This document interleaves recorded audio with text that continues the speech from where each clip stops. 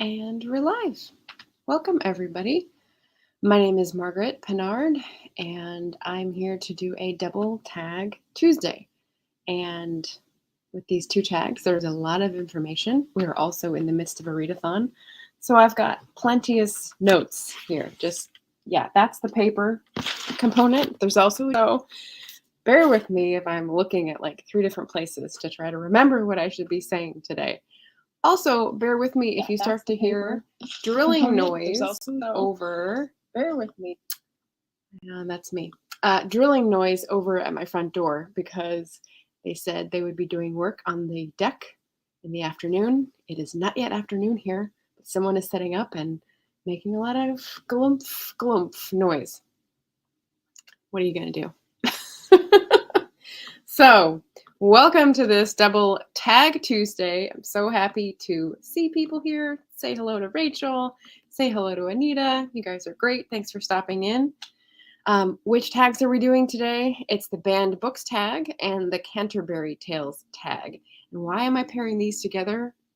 Canterbury Tales, was that ever banned? I don't know. Seems like it might be. It was pretty ribald, if you will. But no, I was forced to read it during high school, I think. No, I'm pairing these together because I was tagged by Brian of Bookish for both of these. So thank you to Brian for tagging me in BannedBooks and the Canterbury Tales. We just had a lovely discussion for May of the Moderns on Sunday, so definitely go check it out. Brian's prompt was about war and the moderns, and so we had a mini lecture, discussion, interview kind of mashup on Sunday. And we had a lot of really great points that we teased out and, I don't know, poked out of each other. So that was great. So thank you so much for Brian for coming on my channel. Much appreciated. And I hope other people enjoy that discussion. That is part of a series of Sunday mini lectures that I'm doing for all 5 prompts of the readathon. We've done sex, which was just me because Persephone Books was the one that generated that, and they were too busy to come on the channel, which is fine. Then we did Race and Class with Bree of Locked Booktition. Excellent, excellent channel, excellent interview. Then we had Brian this past Sunday, and the 2 remaining are End of Empire and The Other, so translation. And I came up with The Other, so I think it'll just be me unless I get some people who are translators out there in BookTube who want to come on and talk to me about it. But otherwise, End of Empire was submitted by Roz at Scally Dandling About the Books, and so she'll be coming on next Sunday. So very excited for those. If you don't know what I'm talking about, May of the Moderns is a May readathon where we're reading books from 1901 to 1945, and I've organized a bunch of fun things, including a storygraph challenge and those 5 prompts and an original tag, which Berna of Berna's Bookish Adventures, I think is the only one to have done it so far. So I definitely encourage anyone who's participating, check out the tag. It's on the channel. It's only 5 questions, and it's like he's trying to break in. All right, I don't think he needs my help in this, so I'll just let it keep being noisy. Sorry. And yeah, so Bernard set a good example. I will be doing next week's video on Wednesday instead of Tuesday. So if any of y'all put out your Tuesday OG May of the Moderns tag on Tuesday, I'll be able to spotlight it on Wednesday and say thank you. So that's something to look forward to. All right, did I get through all my intro stuff? Yes, the only last thing of the intro is to remind people that for the month of May, I'm doing Friday and Saturday reading sprints, 9 to 11 Pacific time. So if you're looking for company while you're getting stuff done, it's sort of like a just productivity cool thing bee where you can come and watch the channel and we could chat and then do sprints in between to get our reading done or our writing done or what have you. So would be happy to see you there as well. Okay, now we're ready for tag number 1. Say hello to Cool Gamer. Whoops. And Leo, listening from work, hitting the like button. Thank you. And Pen to Paper saying hi. Hey, Leah, how you doing? And Adam Stevenson in to say hi and hit that like button as on a stream. Yes, we are the across the world competing Tuesday streams. But as you can see, I couldn't move it to the afternoon because that was supposed to be going on. It's the mess of life. What can I say? Okay, so BannedBooks tag. Brian put this together in February. It was his version of the tag. And it was basically asking us to just talk about a book that's been banned that we liked or appreciated or would recommend. And so what I did for this was I looked up the lists of banned books in Florida, which is the most notorious state at the moment, although there are others like Tennessee and Arkansas, somewhere in there, that were also banning books at an astonishing rate. And so they were making the headlines. And I noticed that Fraser Simons also has a banned books tag, different one, because it's highlighting Canada's banned books. And he sort of went through a whole history of the list. And apparently it was like centrally located on a government website, which is not what we have here in America. I got it from the papers that were reporting on the school districts. So it's just a piecemeal sort of representative sample. And so that's what I found. I will pop those in the chat. So one is from the Ledger, which is a local Florida paper. I don't know if Shannon stops by, maybe she can tell us if that is a recognizable name. And the other one was called the Miami New Times. And no, I do not want you to track my location. Thank you. There we go. So those are the two links that I just pulled some of the lists from to get an idea of what they were banning. And funny side note or update on one of the stories that I clicked on because it was related. Someone clapped back in Florida, and the article that was written about it, the headline is, "It's easier to ban books under new Florida law. One activist wants to ban the Bible." And so, he said, fair's fair. Let's ban this one. What's puzzling is that he said it's for, pornography or whatever, but also wokeness. And I was like, what? And then he quotes something in Genesis. So I'm really not following the story. I'm just considering that clapback as sort of entertainment. But the original issue is definitely much more serious and needing to be taken under advisement in terms of what these parents are doing. Chrissy's here from the Return Cart. Florida could be renamed Notorious. Yeah, I like that. And Leah saying, yeah, Government Central is now Canada's new regime.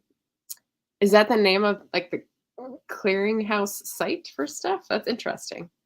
I love hearing from Canadian booktubers because it's such a different system. I like to hear the differences. So I'm going first on the letter of the tag, the letter of the law, if you will. And that is looking at those lists and seeing which books I've read on those lists. So it's not a very long list. I haven't read many banned books, which I don't know. I'm not too surprised at. Let's see. So here, there are some funny ones on it, though. A Court of Mist and Fury by Sarah J. Maas is on there, obviously because it's perfectly good smut, and it's not necessarily something that you should be giving to teenagers. Outlander is on there by Diana Gabaldon, another favorite of mine. A graphic novel called Drama by Raina Telgemeier, and I read a copy of this when I was working at Another Read Through, the bookstore, because we had a copy of it. And the reason for this one cited in the article was the presence of LGBT characters, sexually explicit scenes, and was considered to have an offensive political viewpoint. What? So it's a graphic novel about a kid who's in a drama class, and going through things. I thought it was really good. I would recommend Raina Telgemeier as graphic novel if anyone is doing a challenge, Roz, for graphic novels. Push by Sapphire. That's a book about a young girl who is pregnant and going through school and homeless and confronting all the intersectional challenges. I remember reading that a long time ago. The Handmaid's Tale, classic. Of Mice and Men, classic. Lord of the Rings. Harry Potter is on this list as well, because there's wizards. Aren't there other wizards, grand wizards you should be more concerned about in the US? Just a hint there. To Kill a Mockingbird, which Fraser talked about as well. Stamped from the Beginning by Ibram X. Kendi, which is the young adult version of 400. Oh, now I'm going to forget the adult title. It's a thick sort of tome that came out, the anti-racist and history tome. and I haven't read that one, but I listened to Stamped from the Beginning, the young adult version, and thought it was really great. Beloved, which I read in high school and didn't really get, and then The Kite Runner, which I read I think around grad school and was profoundly affecting and is definitely a recommend. So those are sort of the letter of the tag, which are the books that were banned on the list that I do recommend and the experience I had with them. The ones that are on the list that I have not yet read that I have marked out to read are Mouse, because that's another graphic novel, and demand went skyrocketing through the ceiling. No, but you know what I mean. Earlier this year, and you couldn't find it anywhere. So I would love to get a copy of Mouse. Dear Martin, which I have on my shelf by Nick Stone, which is like someone writing letters to Martin Luther King, just as an exercise of working through today's version of the civil rights protests, I think. The Poet X by Elizabeth Acevedo, which is another young adult written in verse. I mean, super loved on BookTube, and I just need to get a copy. I don't know why I keep waiting on it. And then Homegoing by Yad Gyasi, which is one of the ones that I think I'm going to love. And so I've been like saving it and like waiting for the right moment, because Transcendent Kingdom by her was so good. Loved it. So yeah, so those are the 4 that are on my want to read list. And then hi, Maggie. Maggie's here saying the Florida man meme should explain everything we need to know about that state. Yeah, with apologies to Shannon and the other people we know that do live in Florida. But here's the deal. Here's the twist for the banned books tag. There's a spirit of the tag, which is like, what do we want to put forward? What do we want kids to grow up on? What do we want them to read and absorb and be part of their education experience? And so there were books that I thought really addressed that, but are not on a banned books list. And so I thought, well, I want to put these forward as recommendations because they may have snuck by the censors or the concerned parents, but they definitely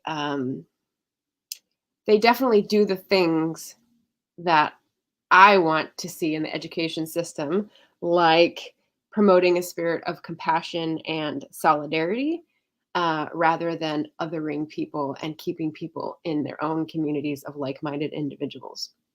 So to that end, one of the first ones I thought of was, and let me get the title right here, The Astonishing Life of Octavian Nothing, Traitor to the Nation, Volume 1, The Pox Party by M.T. Anderson. And I don't know how many of you have read this or heard of it. Sorry. Just, yeah, the door.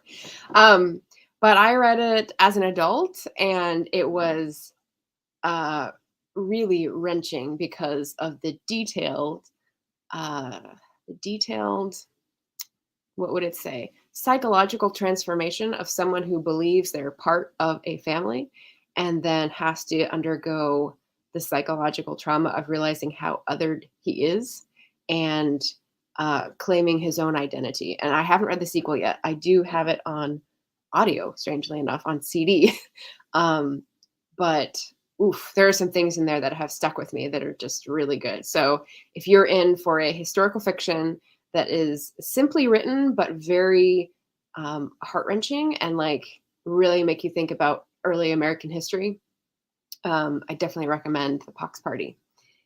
Then some things you've heard before, The Purpose of Power by Alicia Garza. She's one of the starters of the Black Lives Matter movement, and she put out a memoir / nonfiction that is about not empowerment, which is how you make people feel like they have power, but power itself and how you make groups of people who come together actually effective at winning things on their agenda, which I thought was really fascinating. And she does a great job of explaining how she's learned through her life and through her work what actually works. So really, really great. Blood Like Magic. So this is another BookTube darling, which I listened to not too long ago. This is by, oh gosh, I'm going to blank on her name, Lizelle Sambury, who is a Canadian author tuber. And it's a science fiction fantasy novel about a Trinidadian Canadian family and their history and their struggles in this magical world that's, I don't know, like 40 years in the future, and lots of intersectional issues, but also to get at the solidarity and compassion. There's also a very uh, appealing framing of the values of this family system. So if you think of things like Beloved and a lot of the classics, like Black classics that we look to educate young people, there's a lot of trauma, there's a lot of pain, and I feel like what Blood Like Magic does really well is weigh the laughter and joy and the positive things, the values that the main character wants to hold on to against historical trauma and present struggle. So yeah, I thought that was really, really great. And then the two that I have in physical copies. So I'd recommend these. Let's see. All We Can Say, Truth, Courage, and Solutions for the Climate Crisis by Ayanna Elizabeth Johnson, who I follow on Instagram, who's great, and Catherine K. Wilkinson. And this is a lot of short essays, stories about different places around the world. It doesn't say. I think it's around the world, but I think there are a lot of them from the US. And we've got poems and essays. That's right. So we've got lots of different forms. We've got lots of different voices. We've got people who are educated on a lot of different issues. And so if you are looking for a hopeful signpost about the climate movement, I found this really uplifting. And again, it's giving examples of people who are doing things in their own communities. And it just makes you want to identify with them and join the movement. So 5 out of 5. Loved this book. And then the other one you've heard me talk about before, I'll pop up my standalone review because I fell in love with this book. Not only am I a moss fiend, but her writing is beautiful. So All We Can Save, edited by 2 BIPOC women gathering moss, written by Indigenous BIPOC academic scientist. And so it's just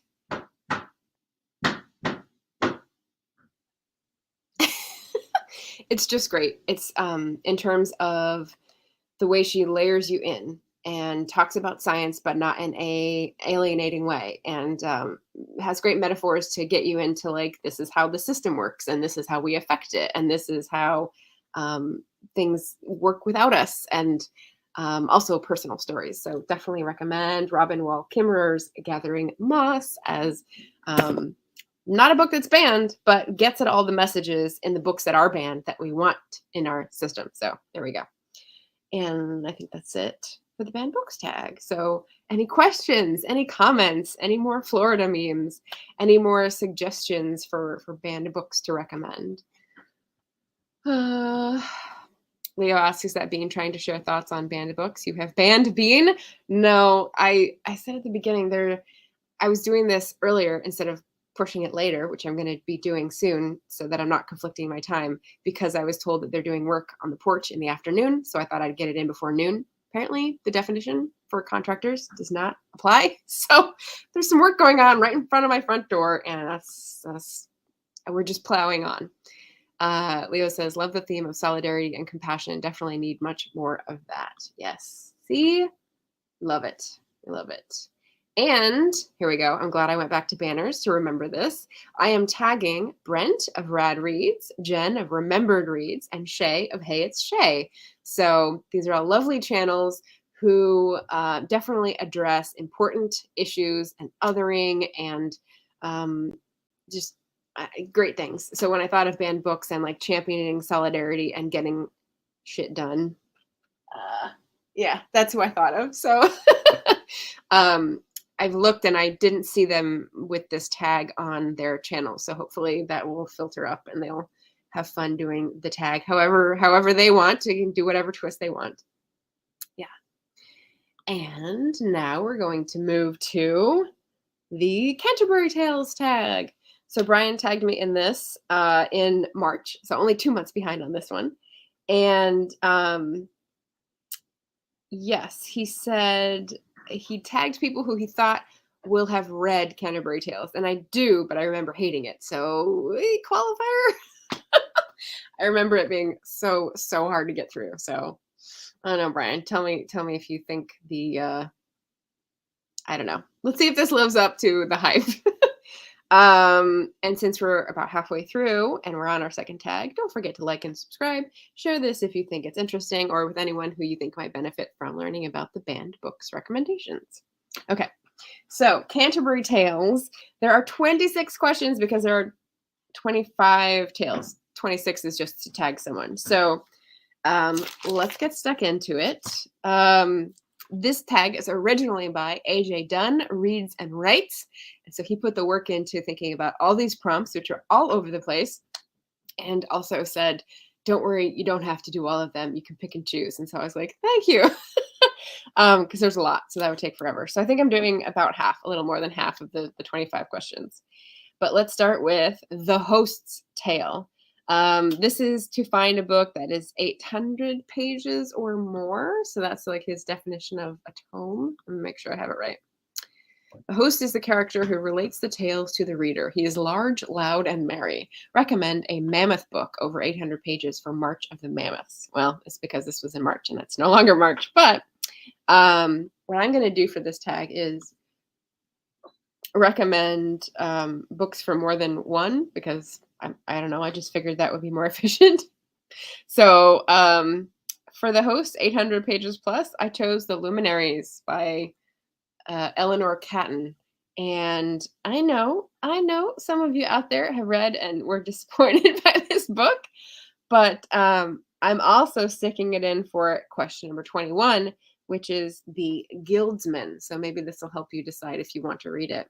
21 is the Guildsmen are 5 men who act as a unit and stand for brotherhood or sisterhood. Recommend a book with a strong ensemble cast of characters. So yeah, I would say The Luminaries has a strong ensemble cast because it's working in what feels like a Nautilus shell type of way where you go from scene to scene and learn more about each character. You're digging into their backstory. You're learning where they intersect and how the motivations cross, and in a very interesting way. So I liked that as well. Prompt number 2, The Knight's Tale. Let me make sure I get the right thing instead of my chicken scratch. The knight stands for fighting, war, and bravery. Ooh, like the talk we just had with Brian on Sunday. Recommend a book with a courageous main character. And for courageous main character, I went old school, which also might apply to another prompt, but I didn't.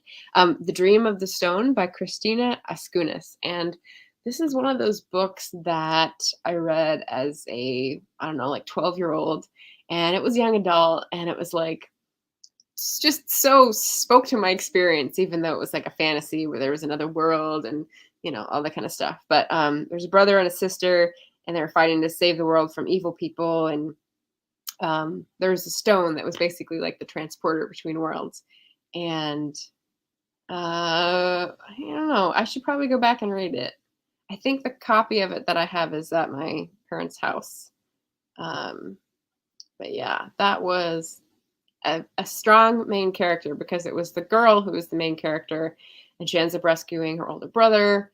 But she finds out a lot of like shenanigans, conspiracy theories, all that kind of thing. So yeah, spoke to my experience as a teen apparently. So I'm not gonna do 3. Let's skip to 4. The Pardoner's Tale. The Pardoner is all about ambiguity. Tell us about your favorite queer character. Okay, so this is unfortunately a smaller slice of my reading than I feel like it should be, but probably one of the earliest books that I read, like 6-7 years ago, with a queer character that I really liked was A Darker Shade of Magic, and it's got a golden glowy haze, but like the details are fuzzy. So A Darker Shade of Magic is a series by V.E. Schwab, who is also controversial because a lot of people were burnt with the Addie LaRue new book, but she's got so many things and they all speak to different parts of her life experience. So A Darker Shade of Magic is a series where she really got big, I think, as an author. And so I loved that it was portal fantasy. There were worlds that were matched up and they sort of linked at London at certain points. Is how I pronounced it, Rhy. I don't know if you would pronounce it differently, but I heard like the Korean last name Rhee in my head. So that's what I went with when I was reading it. You can't take that away from me. And he's a prince who like has grown up with no magic, but a brother who is magic, who's like his bodyguard.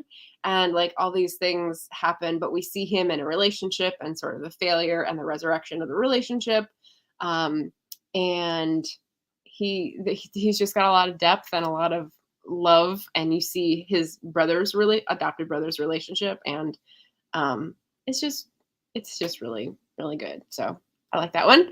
Let's see. Number 5 is The Miller's Tale, and I went with Adsum again. Miller is bold, blasphemous, and overturns conventions. Who is your favorite naughty character? And I don't like that name because it makes me, as an American, sound like I'm saying Noddy, which doesn't make sense.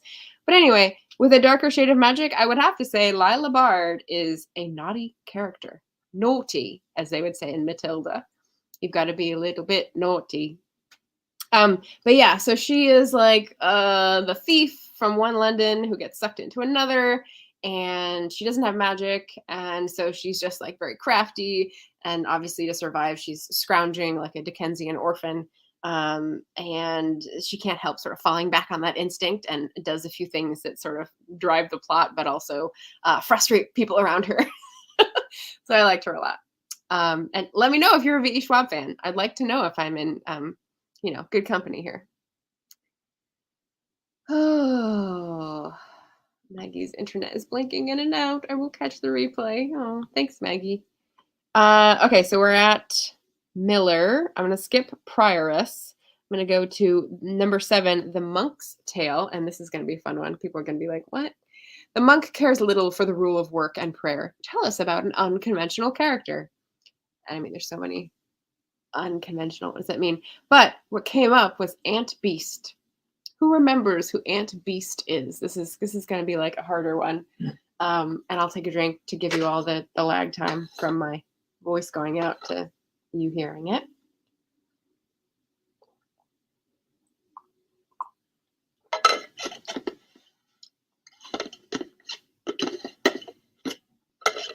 I really need to get the ring thing replaced on this. Ugh. Anybody? Aunt Beast? This is also going to go to satisfy prompt number 11, The Squire's Tale. And maybe that'll be a hint. I'll let you know what The Squire's Tale is. The Squire stands for youth, beauty, and courting. What book did you fall in love with when you were a youth? So can anyone guess? Aunt Beast. All right, well, it's Agony holding off and having blank space. So I'll just tell you, it's a character from A Wrinkle in Time by Madeleine L'Engle, which is a book I fell in love with as a kid. Meg Murray, lover, and Calvin, probably like first fictional crush ever, right? And yeah, Aunt Beast was like a furry, tentacled alien that they find on another planet. So I think that's pretty unconventional. Melissa's here saying my stupid meeting went over, so just got here. Nice to see you. Thanks for coming by. All right, so we're on prompt number 8, The Friar's Tale, and the friar is all about confession. Confess to us. Have you read the Bible, Torah, Quran, or other religious text all the way through? And the only religious text I've read all the way through is the Bible, because I went to Catholic school. We had the Hebrew part, the Old Testament for one semester, and we had the New Testament for another semester. I hardly remember it. There's so many names, there's so many histories. It was so boring. But I liked the teacher, who was a nun. So yeah, it wasn't a terrible experience, but like obviously no longer in the ready access memory. Let's see, we're going to skip 9 and go to 10, The Parson's Tale. And this is the one that relates to May of the Moderns. The parson is poor, but rich in thought and deeds. Tell us about a book that gave you more than you expected. So was pleasantly surprised. Oh, I didn't get it out. And now it's arborably around the door here. pleasantly surprised. So for May of the Moderns, the first read that I finished was All Passion Spent by Vita Sackville-West, and I buddy read this with Chrissy of The Return Card. And because my last experience with Vita Sackville-West was, no, that's not going to work. I can't do it backwards. The Edwardians, which I buddy read with Courtney Farrader. I wasn't expecting a lot because the Edwardians was like fusty and waspish, I would say. Witty enough and like plotty enough, but like tropey and meh. Wasn't really my thing. And both of us were like, kind of disappointed in the characters. But this one I really liked. All Passion Spent is about a woman looking back on her life after her husband dies and her children have ideas about what she should do. And she's like, no. Here's what's going to happen. And I love it. So, yeah, I loved it. So we have that. I'll pop that up, our discussion, because that would be a perfect segue. But yeah, I definitely recommend it. Vita Sackville-West, All Passion Spent. And I also watched the adaptation, 1986. I found it on YouTube, and that was really fun. So recommend that too. You can see, if you read the book first and quickly watch the adaptation, because that's how my mind works, you can see where they put in a couple scenes to make the flow better and put lines in other people's mouths because they couldn't be in her thoughts so much. But yeah, and the ending makes more sense in the adaptation than in the book, or makes more satisfaction, I should say. So that was great. So definitely recommend All Passion Spent. Prompt number 11, that's the Squire, so that's Wrinkle in Time. Prompt number 12, The Clerk's Tale. Oh, and I didn't pick this one up. The clerk says little, but his words are wise and morally virtuous. Tell us about a short book that made you a better person. Sort of a weird one. Yeah. I mean, what's your definition of short? So I put down The Art of Nonconformity by Chris Guillebeau because it's a small book. It's like a short trim size. And it definitely helped me in the decision that changed my life and that like rerouted me from DC to Portland. If you don't know, Chris Guillebeau arranged conferences here called the World Domination Summit. I think we've just had our last one in like the 10th year or something, and he's moved on to other projects. But this was his like effort to bring people together who wanted to make a difference in the world, and just not be conventional, like do things their own way, but also help people. So yeah, so that helped. The Art of Nonconformity. I also, do these go to a different prompt? Nope. Okay. Well, maybe they do. Okay, I'll save them. 13, I'm going to skip. 14, manciple. Okay, so I had to look this one up. Let me look up the definition for you. A manciple is an officer who buys provisions for a college, monastery, or other institution. Archaic. Thank you. Thank you for that, Google. And the manciple, for number 14, provides the food. Recommend a series you think is good from the first book to the last. Can anyone guess the series? I had to have a friend help me out on this one. Can anyone guess the series that I'm going to recommend? I mean, it is hard to have a series of books where they're all consistently good because obviously the arc or like the character journeys of different books will appeal to different people. But yeah, Maisie Dobbs. So Maisie Dobbs is book 1. My favorite is book 4, Messenger of Truth, which I have, again, another standalone book review because I love it so much. And I could also put that down for prompt 24, The Second Nun's Tale, which is a book you praise often on BookTube. So yeah, that would work for that. But yeah, Maisie Dobbs by Jacqueline Winspear. It also came up during our talk on Sunday with Brian. And yeah, consistently good. So what about it makes it consistently good? She's researched a lot of local detail that brings to life the period of history that is different from now in that place, and also the place, which is different from generic Britain stuff, right? So I really appreciate that she goes to like the war veterans who were artists, or the, costermongers who had animals that were being um, phased out for automobile deliveries. Like all these little things that were happening in the 20s and 30s that she examines and makes the mystery timeline like turn on, which I think is really, really cool. So love Jacqueline Winspear. Definitely recommend to anyone the Maisie Dobbs series. So yes. Um, the one you always talk about that now I've forgotten. Yes, that one. Melissa, obviously I need to say it again. Melissa also said, very cool how a book can change the path of your whole life. Yeah. And I went to the conference the first year I was here, the World Domination Summit, and made a whole bunch of friends. And some are still friends and some have drifted. But yeah, it's definitely change your life kind of thing. Rachel says, my mom just bought her grandnieces the Wrinkle in Time series. It's good. I mean, there's some things that obviously don't stand up because the early 60s is a different time, 60 years later. But yeah, the truth of the girl growing up as not feeling like she fits in, and yeah, good stuff. Good stuff. Good soup. All right, so where are we? Manciple, 15 merchant. I'm skipping 16 shipman. Okay, so here's a fun one. Prompt 16. The shipman is a wine-stealing rascal. Tell us about a side character who steals the spotlight. And there could be so many of this, right? But I was staring at my favorites shelf, and one of the books on there is Daughter of Smoke and Bone by Laini Taylor, Portland author, just for those of you who enjoy the trivia. And it's a young adult fantasy. And I really love in that book specifically when we're setting the scene and we're mostly in like normal, then branching off into her fantasy world, that she has this like spunky sidekick friend called Zuzana, because she's in the Czech Republic, so it's spelled a little different.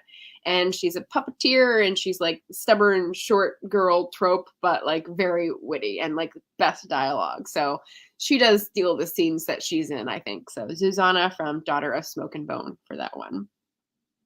I'm skipping 17 and prompt number 18. 18. The Franklin is not a vassal or a noble, but a free man. Recommend a book about freedom in any form. And just to be clear, a Franklin, I looked this up, thank you, Google, is a gentry landowner, a member of the nobility, although SparkNotes says not of noble birth. I don't know. One of the most important obligations of the social is to provide generous hospitality. Blah, blah, blah. Okay, so hotelier, the Franklin. And the prompt for this one, I'll go back to this, was a book about freedom, right? And I thought I'd put a twist on this one because I like doing that. And, there's books with freedom in the title. But what I think about freedom is that it's been co-opted by the right in America. And it's just like the flag. It's one of those things that the right falls back on saying is their thing. And that's just lame and not true.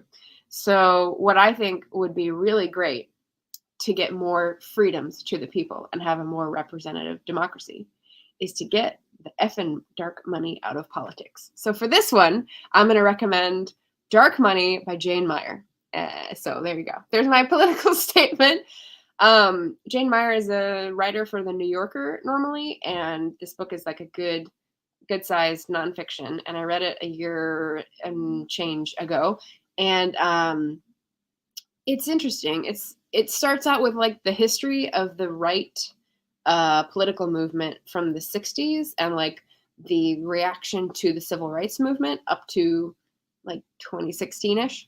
And so she's got like all the preparatory stuff, all the like tiny little tweakings of law, all the setting the stage for the state level judges and courts that have been packed and have now placed us in the position of having a Supreme Court that's packed, and how all that has infringed on the rights of citizens to vote and have that vote actually determine the people who are elected and the policies that are chosen. So super frustrating, but it's good to know how it happened so we can like work backwards and, I don't know, reverse engineer a victory for freedom for the people. So there, that's my soapbox. I'll get off it now. That was 18. I'm skipping 19 and 20. 21 we did already, which is the Luminaries with the ensemble cast. So 22, I'm going to turn back on you guys and just ask for help. 22 is The Cook's Tale. The cook makes the food that feeds you. Tell us about a book that feeds your soul. So I looked at my favorite shelf and I was like, I'm not really feeling any of these feed my soul. So I'm going to ask you in the comments to tell me what book is a favorite recently, or that it just stands out in your mind. Maybe it's like a year ago, but like it really felt like it fed your soul. So definitely drop those in the comments and I will take those under advisement. 23, I'm skipping. 24, book you praise often, I already did. That's Maisie Dobbs.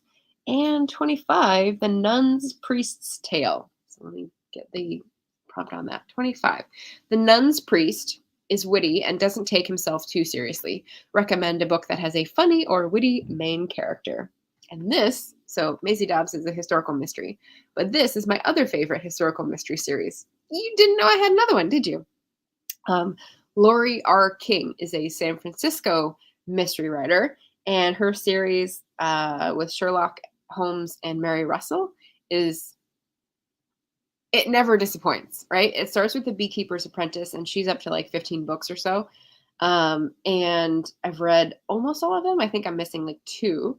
But they're great. So funny and witty main character. Mary Russell is someone who's like 16-ish, and she's walking on the Sussex Downs, and here's the meet cute, the moment. She's out reading a book, and Sherlock Holmes is out tracking a bee with like a bit of paint on it, and he stumbles over her, and she's dressed as a boy because she's out like gallivanting, right? And he doesn't realize it at first, and so she's like, oh, so this is the great detective, eh? So it starts off with like the saucy rye post and just like ribbing, and she's got an acerbic wit. So I definitely would pin her for the witty main character, and you have a great series ahead of you if you haven't heard of it. I think she started in like the 90s, mid 90s, so not too dated. Barrett, hey friend, I came in at the right time. Work call, but lurking. Starfish. Oh, feed your soul. Starfish, definitely. Rick, I don't know Rick. Okay. The Insiders and You Don't Know Anything, Jilly P. Great. Okay, so I know 2 of those are middle grade, I think, and that might be the genre that you're representing because you're a middle grade writer. Thank you. That's cool. Anita saying any book by Guy Gavriel K feeds my soul. Still yet to read Kushiel's Dart, but it's on the list. Melissa says last year, Never Let Me Go wrecked my soul. Does that count? Wrecked your soul, feed your soul. It's a fine line. It's a fine line. I understand. Those are great. Thank you. Thank you, guys. I'll have to look up some of the ones on Barrett's list, but yes. So that is number 25. And the last question for the Canterbury Tales 26 is to tag some peeps. So I've got my banner for that one, and it is, I'm tagging the people who I think of when I think of medieval and classics.